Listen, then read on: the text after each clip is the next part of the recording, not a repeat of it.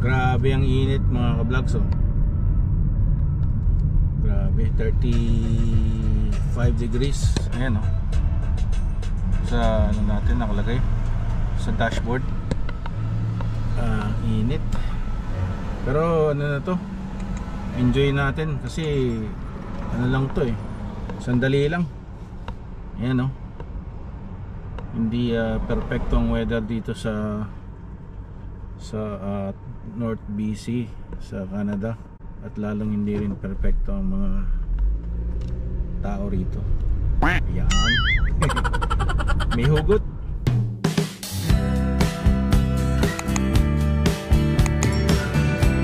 Sa Superstore bili tayo ng pang-ihaw natin. Sa Pangdingan kuha tayo ng pampano at saka bangos. Sana may bangos, ano? Bilis maubos yung bangos, medyo malaki-laki para maihaw natin. Saka cucumber, kamatis, saka onion. Ayan. Dito ang papaya. Hinog na ito, Mas maganda sana kung hindi masyado hinog para din sa tinola. Bubukan natin ito. Galing Mexico, Extapa. Mexico yun. Kasi yung mga ganyan medyo may lamog, lamog, ano vlogs, meron tayong pampano. Ito 1, 2, 4, 11.40. Tapos meron din tayong ito, sana malalaki, bangus. Ito maganda, malalaki, gusto ko. Ito na lang, yan na, okay na yan mga kablogs. Ayan, tilapia dito $3. Bigyan kaya tayo tilapia.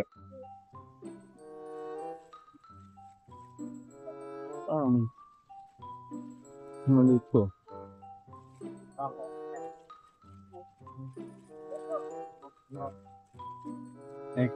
Mas mga to, $7.99. Ito mura. Tatlo. Ito 7 something din. Isa. Yun 7.10 pero dalawa lang. Ito na lang. Mas maganda yung orange covering. Kanina nagpabilis si Esme ng, sabi niya gusto ko naman yung isda na walang tinik. Sabi niya. Sabi ko, ano yun? Fishbowl lang yun, Fishbowl. Isdang walang tinik. Yan. Nag-ihaw tayo ng fishbowl kasi walang tinik. Pala mga vlogs, dito tayo nag-edit ngayon, kasi 33 degrees, Ayan, ito nyo ang weather. 33. Kanina nag 35, ngayon pababa na. So ayan, 35 pa rin pala. Severe weather alerts, heat warning in effect. Ayan. Ano ngayon, July 21st 2024. Ayan, mainit. Yan mga ka-vlogs, ngayong weekend, Sunday, nag-fishing tayo. Ito, yung mga nahuli natin. Galing sa Superstore. Pampano. Yan. Tapos ito ang alam ko, yung dalawang bangos is 11 something, 11.71. Yung apat na ito is ganun din ata, 11 din. So yan. So price yung $22. Nakapag fishing na tayo. Hindi na tayo gumastos ng fishing license. Yun tayo na to sa kababad sa araw. Ayan, pero siyempre fishing is a sport dito na. Kaya kailangan ng mga limit. That's siyempre sa ating mga Pinoy, mga Asian din, may mga parang siyempre parang pagkain natin yan. Ayan mga vlogs, sama-sama na natin. Ayan mga close to siguro 45 minutes. Ayan. A few moments later. Ayan natin mga vlogs. Ayun Balik rin natin yung nasusunog. Ayun, sunog.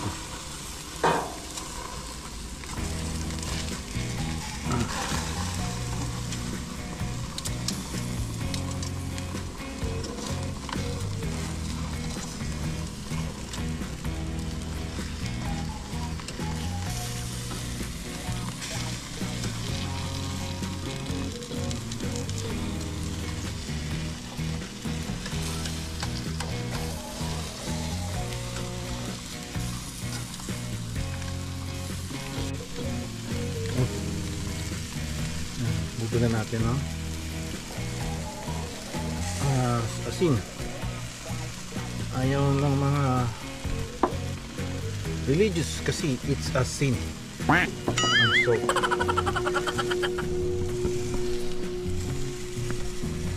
a few hours later. mga buds, ito na.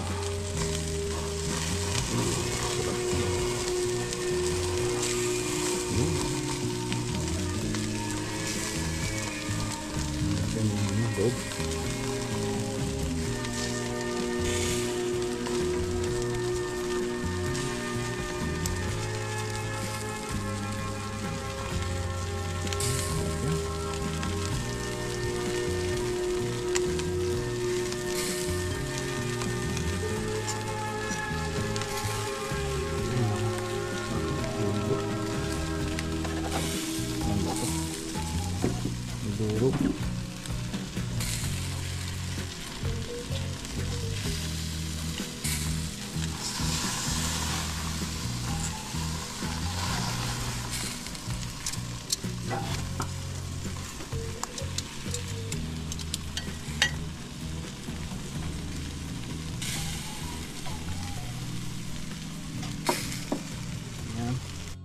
Masarap talagang ihaw pagka summertime.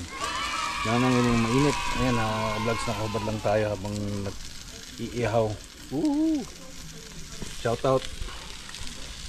Tingnan natin yung yung apoy dito sa ito ba? Tapos may apoy pa siya. Ito ba natin? Hindi pa. Yun. Tayo natin maluto na lang dito sa extra na apoy.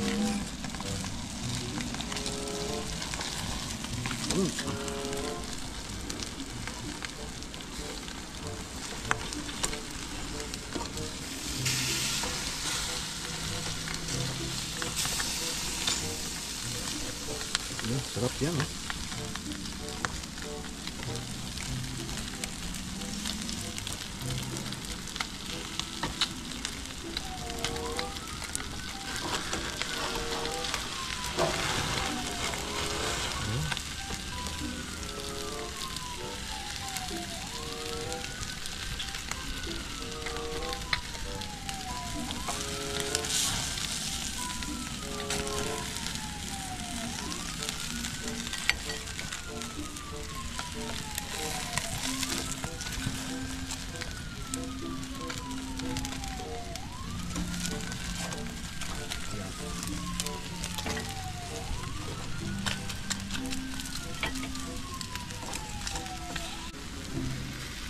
siguro yun. Patayin natin. Yan. Takpan natin. Mamatay naman mag-isa yan. Basta inano mo yung inalis mo yung oxygen. Basta wag lang humangin sa side. Yan. A few hours later.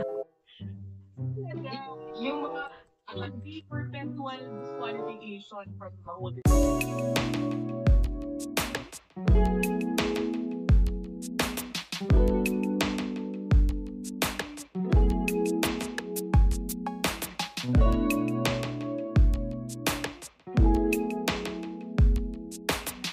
The next day. Ayan mga ka-vlogs, andito ako sa pupuntang Mackenzie Monday. 9:32 a.m. and it's about mayroon palang ano rito. Dito ako sa may stop rest area. Ayan, meron silang ano dito, picnic table dito. So, tignan ko lang dito yung riverside kung anong meron. Ayan. Ayan, pinakita ko lang sa inyo.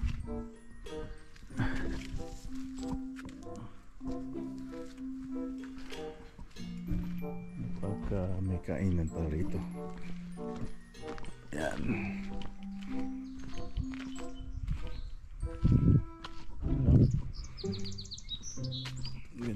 Ganda ng mga ano, huni ng ibon. Ayan. Ito. Meron din ano dito. Ayan, may isa pa. Dami pala eh. Ayan. Pwede kang kumain dito. Tsaka mag-hiking. Ganda.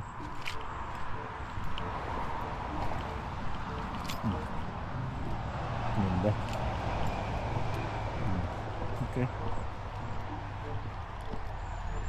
Ayan. Nature. Dito talaga to. Ano talaga to eh. Bundok. Or forest. Ayan. Yes. 2,000 years later. Here I'm just checking out on my way to Mackenzie. I'm checking out Whiskers Point. Dito sa yung boat launch. Ayan. Yung boat launch, tapos may camping sites. Ang ganda raw yung camping sites dito. Ito yung boat launch. Okay. Alright. So, take a look. Ayan. Then, natin yung phone natin para take some pictures. Yan. Dito. May swimming ata dito.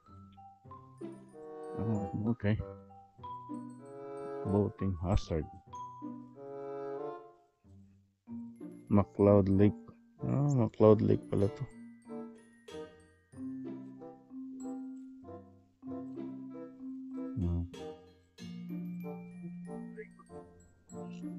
That's big.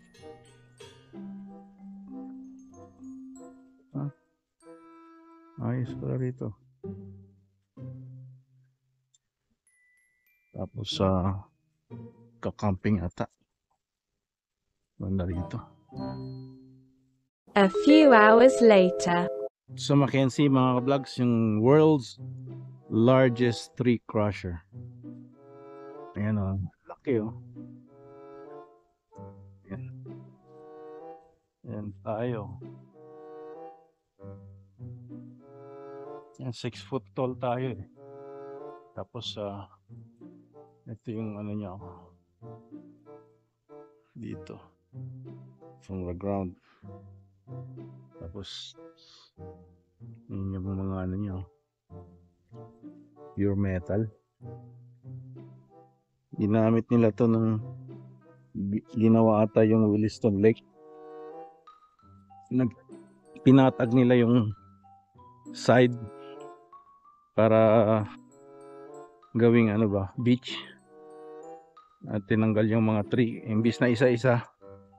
Yan yung ginawa nila, pampatag ng area. Ayan ang world's largest tree crusher.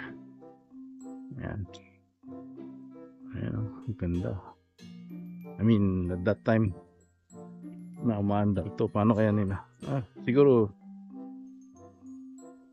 paano nila pinapunta rito? Ayan, taas o. Ayan, tapos may malaking anchor dun. Ayan. Okay. World's largest tree crusher. Ito yung Mackenzie map. Iwala ito eh. 2 hours away from Prince George. Yan. Tapos may Williston Lake dito. Dito sa side ng Williston Lake, dito nila ginamit to para gumawa sila ng beach. Yan. History of the tree crusher. Yan. Ayan. Okay.